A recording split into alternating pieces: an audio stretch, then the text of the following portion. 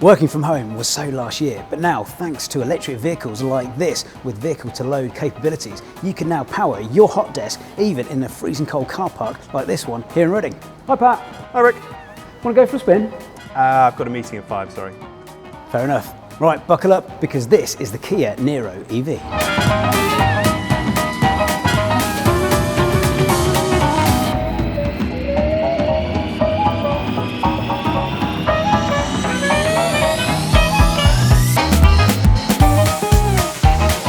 Today we've mostly been driving the Kia Niro EV. Now, of late, Kia have been bringing out some absolutely fantastic electric cars. But if you are looking to get an electric car, I'd highly recommend this. We've only had it for a short amount of time, but certain things jump out at me straight away. It's nice and clearly laid out. It's simple. It's pretty much idiot-proof, pretty much.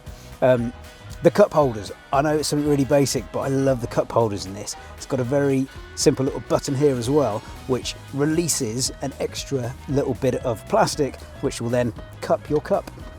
And who doesn't need that? Having heated seats and a heating steering wheel is actually really useful because it means you don't have to heat the whole compartment, which is going to save on range. Ooh, it's generally just a very nice place to be. I could imagine myself doing a decent long road trip in this car.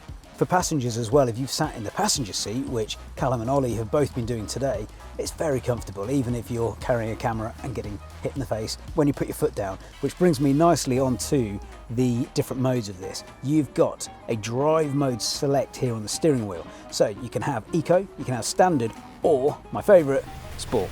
But when you put sport on and you put your foot down, be prepared because this is no slouch. A couple of things that I really love about the Kia Niro EV is, number one, the positioning of the charging socket here makes it really accessible for plugging in to a charger.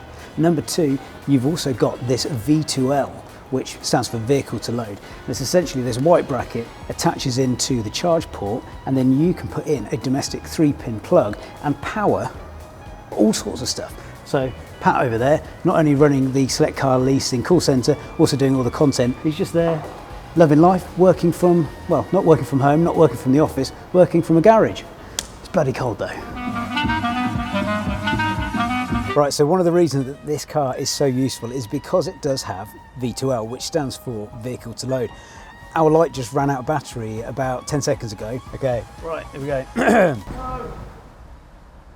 That gone off. But we've just plugged it into the car, which means we can carry on filming. So a very useful use case of this car.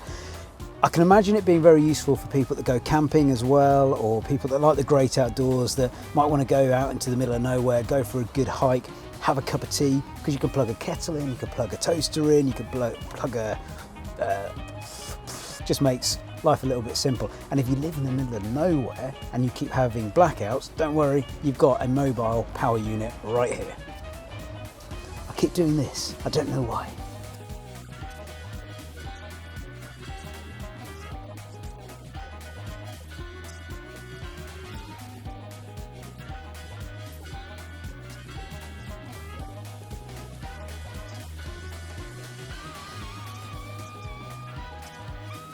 Something that is taken a bit of getting used to, I'm not sure I'm a fan yet, is this bar down the bottom, which is a touch screen, and it takes you between the different modes. So if you want to turn the radio down, you have to flick onto a different screen.